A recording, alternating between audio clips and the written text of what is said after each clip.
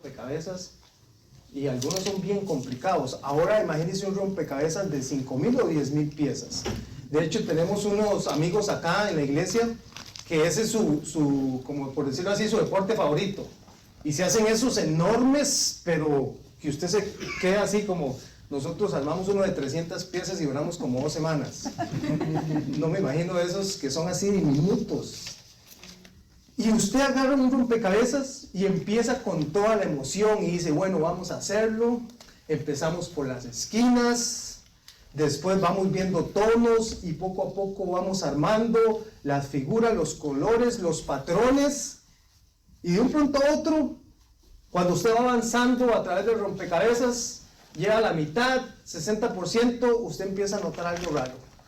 Y usted dice, qué raro, no me calzan las piezas, qué raro, no, como que faltan piezas. Y ya usted se empieza a frustrar porque la imagen ya no tiene sentido. Y ahí usted está tratando de alguna forma de entender esa imagen, pero ya no puede. No tiene toda la imagen, no tiene todas las piezas completas. Se da cuenta de que faltan piezas en el rompecabezas. Ahora, por un momento, llevemos esta imagen al Antiguo Testamento. Porque en el Antiguo Testamento, recordemos que Dios escoge a un pueblo, y es a Israel, para que sea su pueblo escogido, especial. Israel tenía promesas, tenía las profecías, tenía los pactos, tenían las señales y los milagros. Ellos veían el plan de Dios, pero no estaba completo. Habían cosas que todavía no encajaban completamente, porque ¿cómo encajaban los gentiles en todo el plan de Dios? O sea, hablamos que los gentiles son todos aquellos que no son judíos. ¿Cómo encajaban el resto de las naciones en el plan de Dios cuando Dios solo tenía a Israel? Y ahí es donde llegamos al Nuevo Testamento. Lo que antes no se entendía, lo que antes estaba incompleto, lo que antes faltaban piezas, ahora en Cristo es completo. Lo que antes era un misterio, ahora se ha dado a conocer. Y eso es precisamente lo que vamos a hablar en esta mañana, que en Cristo Dios ha unido judíos y gentiles para que sean un solo pueblo. Y antes de que Pablo continúe con la oración, porque él empieza y hace una pausa en medio de la oración, necesitamos entender esto primero. Porque si no entendemos el misterio de lo que es entender este rompecabezas, no vamos a entender completamente lo que Dios estaba haciendo. Pero ahora, déjeme ir al tema de esta mañana. Y el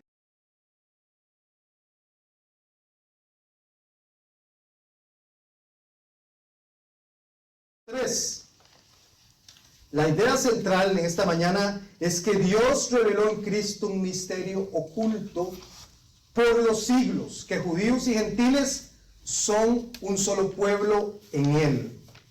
Entonces dice la palabra,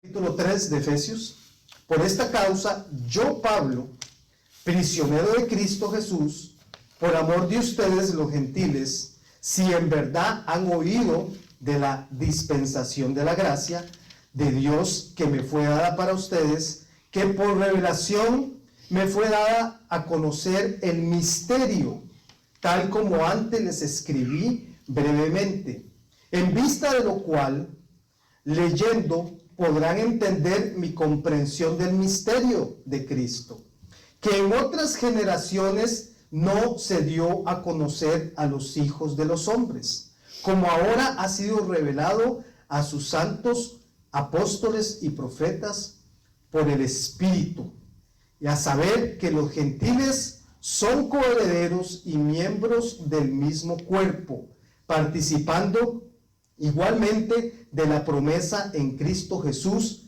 mediante el Evangelio. El misterio ahora revelado. Ese es el tema de esta mañana. Pero déjeme volver un poquito hacia atrás, porque tenemos 2 semanas de no estar en Efesios, y quiero hablar un poquito del contexto de los primeros 2 capítulos. Yo sé que ustedes todos se recuerdan muy bien de lo que hemos estado enseñando, pero para aquellos que nos visitan por primera vez, para que ellos puedan ver dónde estamos. Recuerden que estamos en la carta de los Efesios. Pablo es el autor, y Pablo le escribe a esta iglesia que es mayormente gentil, que no son judíos. Entonces empieza el capítulo 1 hablando de nuestras bendiciones espirituales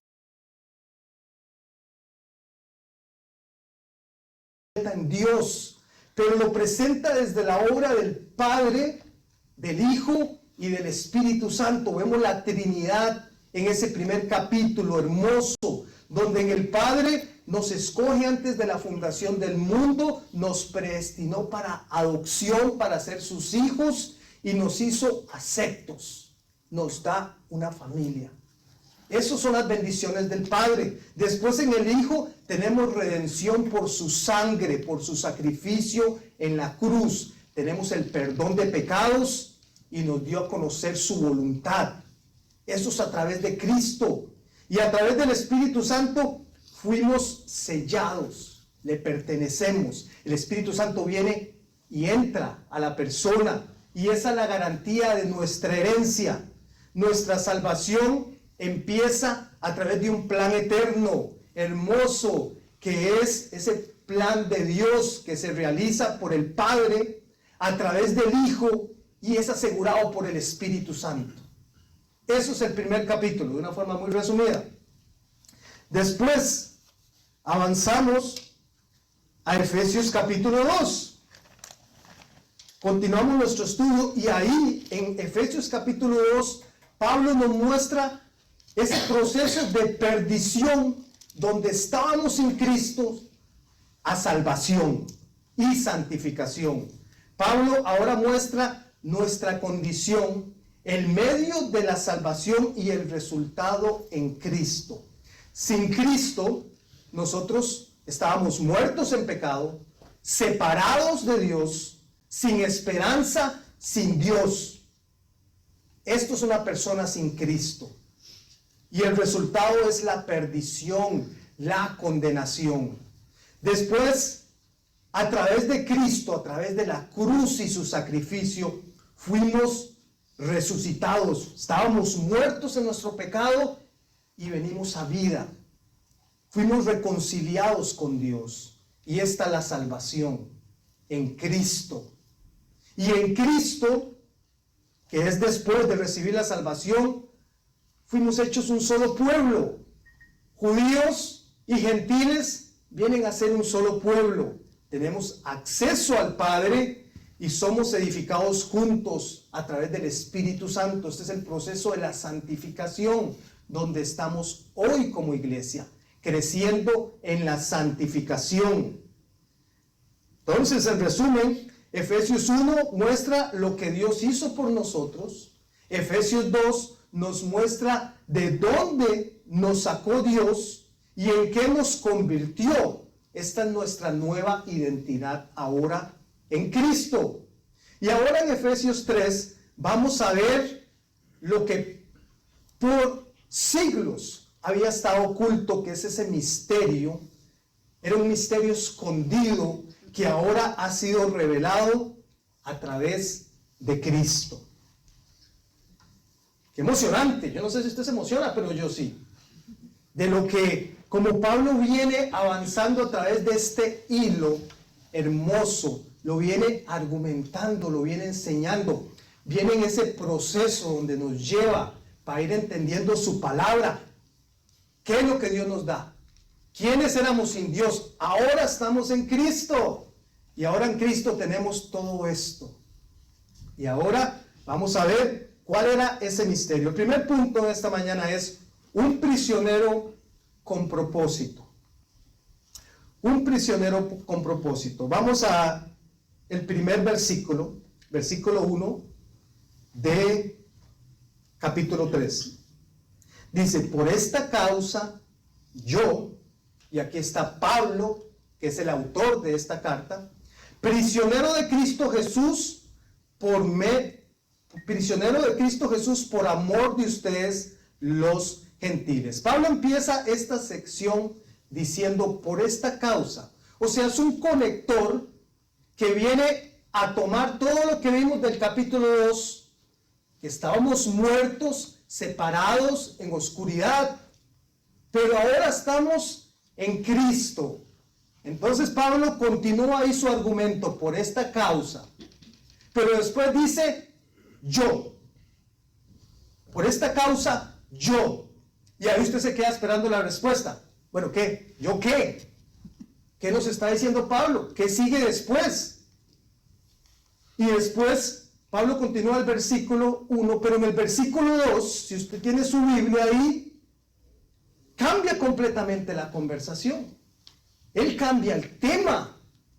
Y usted se queda esperando la respuesta de Pablo, pero no la dice. Yo no sé si usted conoce este tipo de personas que le está hablando de un pronto a otro, le está hablando a usted de fútbol, y de repente le dice, mira, pero es que tengo que arreglar el carro porque tiene esto y esto y esto. Mi esposa dice que yo soy así. Eso dice ella. Y dice que cuando yo lo hago hasta que le empieza a saltar un ojo, porque las personas más estructuradas mantienen una línea donde van paso por paso, pero hay gente que brinca de un tema a otro y un tema a otro y le atraviesa el caballo y le empieza con política, termina con religión y pasa de tema en tema. Esto es lo que está haciendo Pablo aquí. Pablo viene hablando de un tema y de un pronto a otro en su mente cambia el tema a algo importante que nos tenía que compartir. Y en eso nos vamos a enfocar esta mañana. Porque si usted lee el verso 14, sígame en sus Biblias, yo sé que todos tienen Biblia, y si no allá hay. En el verso 14, Pablo nos da la respuesta y ahí continúa ese argumento. Dice, por esta causa, pues doblo mis rodillas ante el Padre de nuestro Señor Jesucristo. Oh, Pablo, ahora sí entiendo. Por esta causa, yo, Pablo, intercedo por la iglesia. Y ahí entendemos el hilo del argumento. Pero en el medio tenemos 13 versículos. Y los eruditos, teólogos, estudiosos, dicen que esto es como que Pablo abre un paréntesis. Porque él tenía que compartir algo.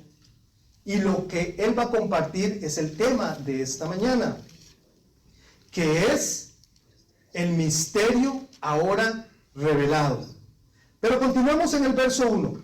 Dice, por esta causa, yo, Pablo, y después dice, prisionero de Cristo Jesús. Y aquí nos encontramos un dato histórico muy importante. Pablo, en el momento que escribe la carta a los Efesios, está preso en Roma. Pablo va a estar ahí por 2 años, encadenado al lado de un soldado romano. Él es un preso, pero él no se identifica como un preso romano. Él se identifica como un prisionero de Cristo. Él nunca dice prisionero de Roma. Pablo entendía que la mano de su Salvador lo había llevado a esta situación con un propósito eterno. Pablo tenía una visión clara de lo que es la providencia de Dios. Y eso le permitía reaccionar adecuadamente a las adversidades de la vida. Pablo, pensando en Pablo, un hombre de Dios, dedicado al Señor, un ministro, un apóstol, dedicado a predicar la palabra en todo lugar y en todo tiempo. Vienen injustamente, lo arrestan con testimonios falsos. Y usted dice, ¿cómo es posible que esto le pase a un gran hombre de Dios? Pero no solo eso le pasó a Pablo. Si usted lee el libro de Hechos, cuenta todos los sufrimientos que pasa Pablo. Es apedreado como 5 veces. De hecho, una vez pensaban que estaba muerto y lo dejaron tirado ahí. Y después llegaron sus discípulos y se dieron cuenta que todavía estaba vivo. Lo azotaron cualquier cantidad de veces, pasó enfermedades, pasó naufragios, pasó desnudez, pasó hambres. Lo rechazaban la gente de su propia nacionalidad. Todo este sufrimiento lo pasa Pablo. Está prisionero en este momento y finalmente muere como un mártir. Pero Pablo, en medio de todo eso, a pesar de su situación, él entiende de que todo esto, Dios está en control. Y que él lo está haciendo con amor porque está sirviendo a la expansión del Evangelio. Este hombre realmente entendía la doctrina de la soberanía de Dios. ¿Y qué es eso? De que Dios es el juez y que Dios tiene control de todo en nuestras vidas, bonito o no, sea sufrimiento o no. Él estaba tranquilo en eso. Y Pablo, él mismo, vea lo que escribe en Romanos. Eso es antes de los Efesios, antes de que escriba esta carta, ya él había escrito este versículo. Y dice, y sabemos que para los que aman a Dios, todas las cosas cooperan para bien. Esto es para los que son llamados conforme a sus propósitos. Pablo entendía esto. Él lo estaba viviendo en su propia carne. Y eso es lo que la palabra de Dios enseña. No importa nuestra situación en donde nos encontremos hoy. No son las circunstancias las que nos afectan. Es la perspectiva que tenemos de ellas. Cuando nosotros entendemos de que Dios, todo lo que en nuestra vida pasa alrededor a través de las circunstancias, todo esto nos ayuda para bien, entendemos a quién le pertenecemos, vemos la vida desde una perspectiva diferente y entendemos, tal vez no entendamos el problema, no entendamos la situación, no entendamos el dolor, pero entendemos que Dios obra para bien en medio de esa situación. Y eso es lo que entendía Pablo. Entonces esas circunstancias no le controlaban a él. Y esa es la pregunta para nosotros hoy. ¿Las circunstancias te controlan? ¿Eres prisionero de Cristo o eres prisionero de tus circunstancias? El problema cuando somos prisioneros de nuestras circunstancias, todo va a estar bien dentro de nosotros hasta que todo esté perfecto por fuera. Pero lo correcto es decir, Dios, no entiendo esta situación, pero decido confiar en ti, en lo bueno y en lo malo. No importa qué, yo decido confiar. Y esa debe ser nuestra actitud. Entender de que tenemos en el cielo un Padre que nos ama, que nos cuida y que todas las cosas ayudan para bien. Mi ánimo es que usted sea un prisionero de Cristo y no un prisionero de las circunstancias. ¿Qué es lo que tus ojos ven cuando estás en esas circunstancias? ¿Ves a un marido desconsiderado?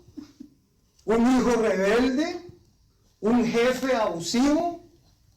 ¿Un vecino molestoso? ¿Una salud débil? ¿Una economía que parece que nos está aplastando? ¿O ves a un Cristo soberano que te amó con amor eterno, que dice confía, porque todo esto sirve para bien? Recuerda a quién perteneces. Eso es parte de nuestra nueva identidad. Yo le pertenezco a Cristo. Yo le pertenezco a Dios. Y si usted sabe a quién pertenece, usted puede confiar. Usted puede estar tranquilo. Pablo interpreta su sufrimiento a través de la luz de los propósitos de Dios. Porque al final del verso 1 dice, por amor de ustedes, los gentiles. Lo hacen por amor a los gentiles. Pablo no ve su prisión como una derrota, sino como parte del plan redentor de Dios para los gentiles. El sufrimiento del creyente siempre puede estar directamente conectado con los propósitos de Dios, aunque nosotros no los entendamos. Y para la expansión del Evangelio, como es el ejemplo en la vida de Pablo. Punto 2. Un misterio revelado por gracia.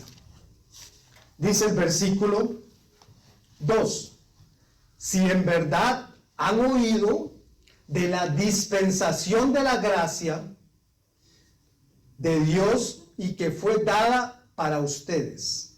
Aquí Pablo introduce algunas palabras que quiero darles el concepto. Primero habla de la dispensación.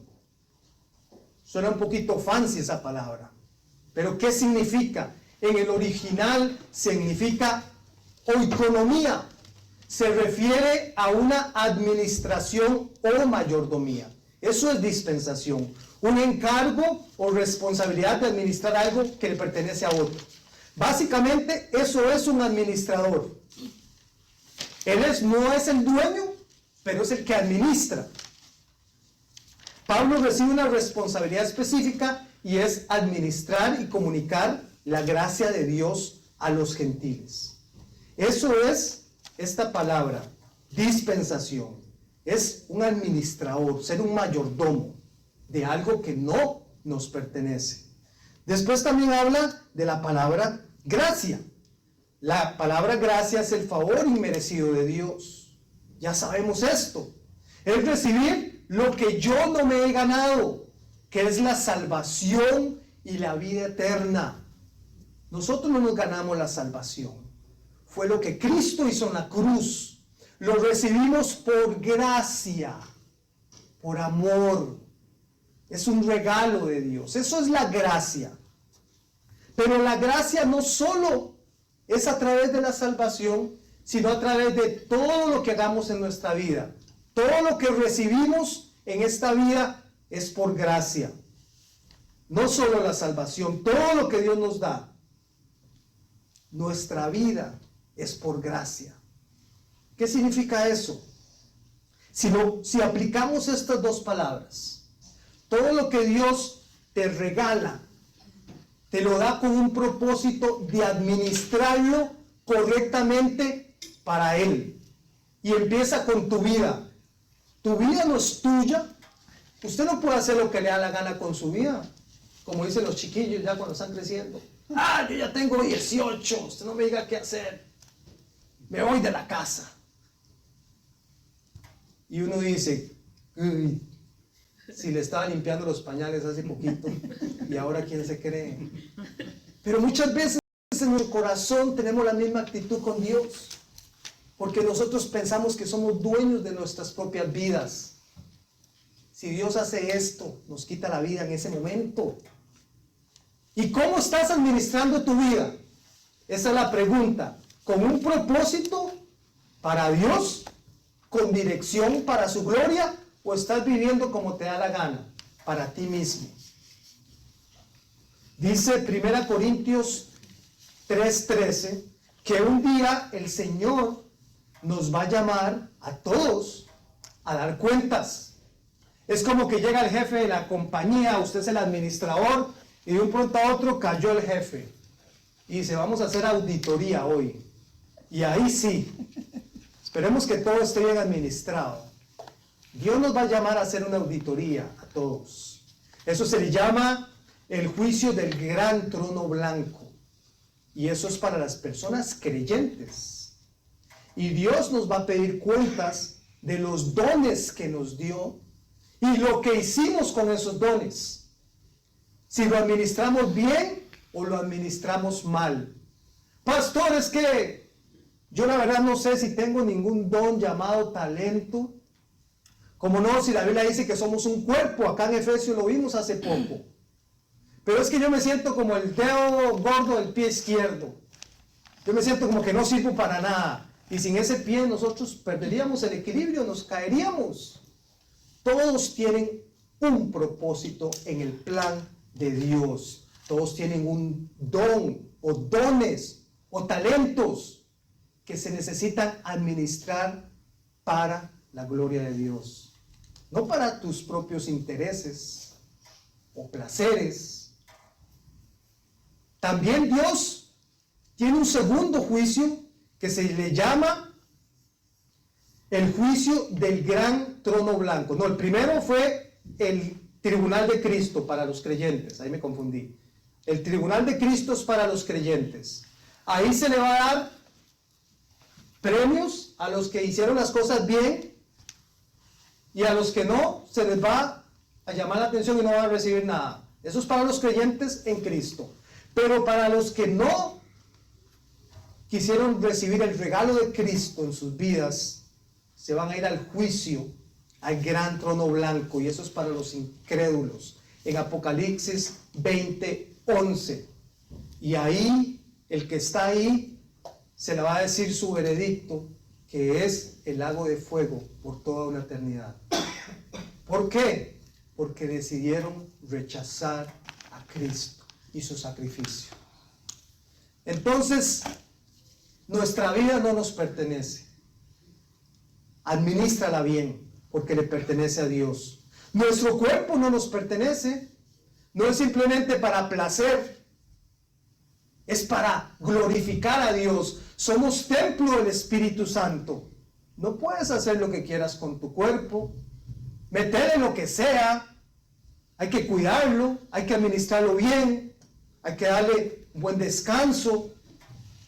Nuestra familia, nuestros hijos, no son nuestros. Son prestados por un tiempito.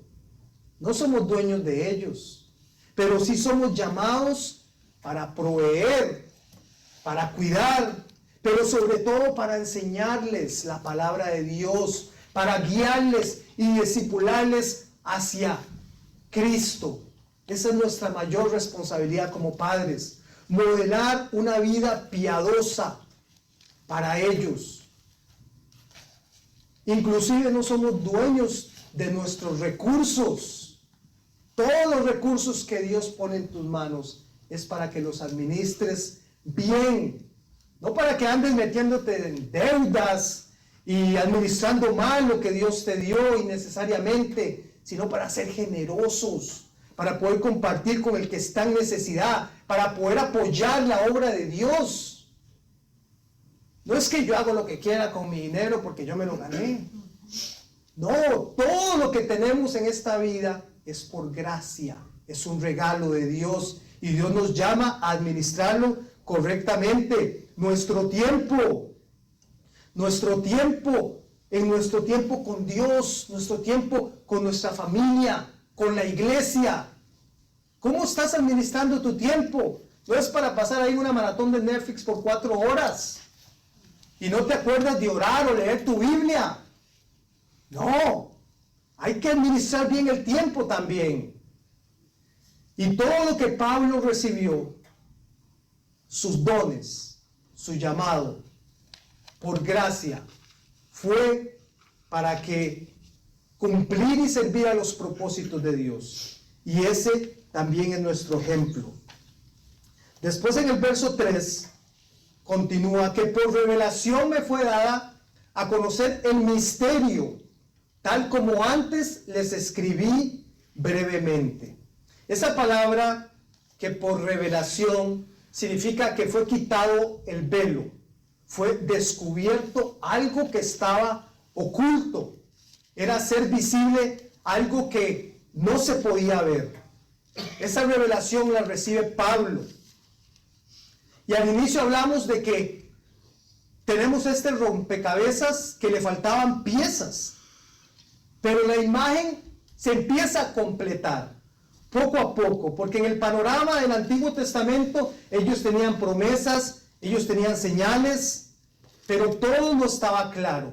Y aquí en Efesios 3, Pablo empieza a explicar que ese misterio empieza a tomar forma.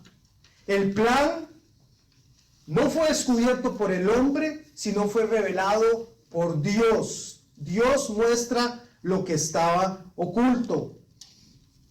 Después, continuando en los versos 4 y 5, dice: en vista de lo cual, leyendo, podrán entender mi comprensión del misterio de Cristo. Y aquí sigue la palabra misterio, que en otras generaciones no se dio a conocer a los hijos de los hombres, como ahora ha sido revelado a sus santos apóstoles y profetas por el Espíritu Santo. Y aquí Pablo empieza diciendo que los creyentes pueden entender y comprender ese misterio de Cristo. El misterio ya oculto. Ahora puede ser entendido, puede ser enseñado. Y aquí esas piezas empiezan a tener sentido. Ahora se empieza a ver todo de una forma más completa. Y ahí en el 5 dice: como ahora ha sido revelado a sus santos apóstoles y profetas en el Espíritu. Dios escoge a un grupo de hombres para que estas cosas fueran reveladas a la iglesia. Y todo esto ellos lo dejan por escrito para la iglesia a través de todos los tiempos. Dios se ocupó en dejar un registro para nosotros. Y ese registro es su palabra. Esas son las palabras de Dios. Y nosotros los creyentes debemos ocuparnos en entender este registro, en entender lo que la palabra de Dios enseña, que es ese misterio. Y el punto 3 dice: el contenido del misterio.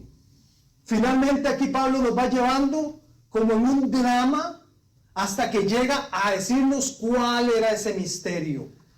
Dice el verso 6: a saber que los gentiles son coherederos y miembros del mismo cuerpo, participando igualmente de la promesa en Cristo Jesús mediante el Evangelio. Aquí Pablo define el misterio. El misterio es que los gentiles y los judíos ahora son un mismo pueblo. Son miembros del mismo cuerpo. Ya no hay dos pueblos, hay uno solo. Y ese misterio es la iglesia. Es la iglesia. Nosotros somos el misterio revelado ahora en Cristo, en el Nuevo Testamento. La iglesia es el pueblo de Dios redimido en Cristo, formado de todas lenguas, pueblos, naciones, que se unen, no por una nacionalidad, sino a través del Evangelio de Cristo. Eso es lo que nos une a todos nosotros hoy. Y nosotros somos un ejemplo de esto como iglesia. Porque aquí hablamos de muchas nacionalidades, arriba de también, pero somos una sola iglesia en Cristo, unidos. Somos una sola familia, un solo cuerpo, donde Cristo es la cabeza. Y los creyentes todos estamos bajo la misma gracia, la misma fe y la misma promesa. La iglesia no es una organización humana, sino es una obra divina. Y un día, esto es solo el anticipo de lo que donde vamos a estar todos juntos como pueblo de Dios, como dice Apocalipsis 7, 9 al 10. Se lo leo. Dice así: después de esto miré y vi una gran multitud que nadie podía contar, de todas las naciones, tribus, pueblos y lenguas, de pie delante del trono, delante del Cordero de Dios, y clamaban a gran voz diciendo: la salvación pertenece a nuestro Dios, el Cordero. ¡Qué imagen más hermosa! Ahí es donde vamos a estar como pueblo, como iglesia, un día delante de nuestro Señor. Todos juntos. de todas las lenguas, de todas las naciones, ahí reunidos delante de nuestro Señor Jesucristo. Pero el medio para el cual llegar ahí es a través del Evangelio. El Evangelio es la buena noticia de que Cristo murió, resucitó para reconciliar a todos aquellos que estaban en pecados con Dios. Amen. Eso es el Evangelio. Toda esa verdad del Evangelio de Cristo para la iglesia está registrada hoy en nuestras manos. Es su palabra. Usted se puede imaginar que en el Antiguo Testamento, cuando leemos esas historias de los grandes reyes, de los grandes profetas, de los grandes hombres de Dios, ellos no podían comprender lo que nosotros entendemos hoy.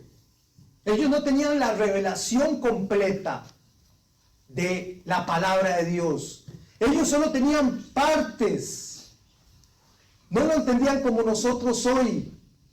La palabra final de Dios, dada por Cristo a su iglesia, vino a través de sus apóstoles, Pablo y los demás, como dice el verso 5. Una vez que esta revelación terminó en Apocalipsis, más o menos en el año 100 después de Cristo, la revelación inspirada por Dios se cerró, se terminó. Por eso hoy ya no hay profetas ni apóstoles, porque ya ellos cumplieron su rol y su llamado. Ya tenemos la palabra inspirada por Dios, y todo lo que necesitamos como iglesia hoy es su palabra, que es infalible e inerrante, la palabra de Dios. Así que si a usted le ha pasado esto, que Dios, por favor, háblame, mándame un ángel, mándame un sueño, mándame una visión, yo quiero decirle algo. Vaya a leer su Biblia. Ahí está todo lo que usted necesita para que usted haga la voluntad de Dios. Todo lo que necesitamos está aquí. Y si no está aquí, es porque por alguna razón Dios no quiso revelarla y no la necesitamos. Pero ¿cómo puede usted conocer a Dios y acercarse a Dios? Es solo a través de su palabra inspirada. Por eso siempre insistimos, vayan a la palabra, lean la palabra, estúdienla, memorícenla a través de la oración. No, un cristiano no puede crecer y madurar si no está en la verdad. Hoy en la mañana hablábamos de que nuestra mente necesita ser renovada, necesita ser transformada, y eso solo es posible a través de la verdad de Dios. Solo a través de la verdad de Dios. Y este es el misterio en que Cristo, Dios, ha creado un solo pueblo donde toda barrera humana es eliminada a través del Evangelio, que es su iglesia. Su iglesia. Y al final de todo esto nos lleva a una verdad gloriosa. Lo que por los siglos fue un misterio, hoy es una realidad. Dios no solo nos salvó individualmente, nos hizo parte de su pueblo. La iglesia no es un edificio, no es un evento, no es una reunión más de la semana. Son personas todas diferentes, de distintos trasfondos, unidas en Cristo como un solo cuerpo. Usted y yo somos la iglesia de Dios. Y ahora entendemos quiénes somos, porque esto es parte de nuestra identidad ahora, que somos familia en Cristo y que le pertenecemos a Él. Y aquí está la pregunta: ¿estoy viviendo aislado o estoy comprometido con la iglesia? Mucho ojo acá, porque mucha gente dice, yo no necesito la iglesia para acercarme a Dios. Y esto es un error muy grande, porque la Biblia enseña claramente que somos un cuerpo, que somos un edificio unidos. Todos somos diferentes piezas, pero somos uno solo. También dice que somos como ovejas, que pertenecemos a un rebaño y que el pastor es Cristo. Necesitamos la iglesia. Pero ¿cómo somos parte de ella? Solo es a través del Evangelio de Cristo Jesús, que murió, resucitó para el perdón de nuestros pecados. ¿Estoy en Cristo? ¿He confiado mi vida a Cristo? ¿O estoy viviendo para mí mismo? ¿O estoy viviendo como yo quiero, como me da la gana? Cristo ya pagó el precio para que pertenezcas a Él y a su pueblo, su iglesia. Hoy Dios nos recuerda quiénes somos. Ya no somos extraños, ya no estamos divididos, somos uno solo. Somos su iglesia, somos su familia, somos un solo cuerpo en Cristo. Y aquí es nuestro llamado para vivir lo que somos. Amemos como Cristo amó. Perdonemos como Cristo perdonó. Comprometámonos con su iglesia. Yo no puedo estar aquí como espectador. Yo necesito comprometerme, ser parte de esto. Y seguimos adorando a Cristo, proclamando a Cristo, porque eso es lo que hace la iglesia. El misterio ha sido revelado. Y es que ahora en Cristo somos un solo pueblo. Amén. Amén. Gloria a Dios. Ahora vamos a adorar a través de las ofrendas. Voy a pedirle a Francisco que pase adelante.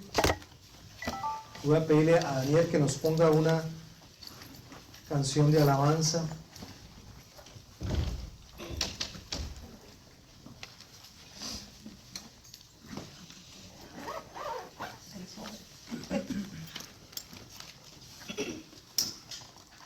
Pongámonos de pie y permítame orar. Amado Señor, gracias porque tu palabra es tan hermosa, tan gloriosa, tan verdadera. Como siempre nos enseñas, nos animas, nos retas.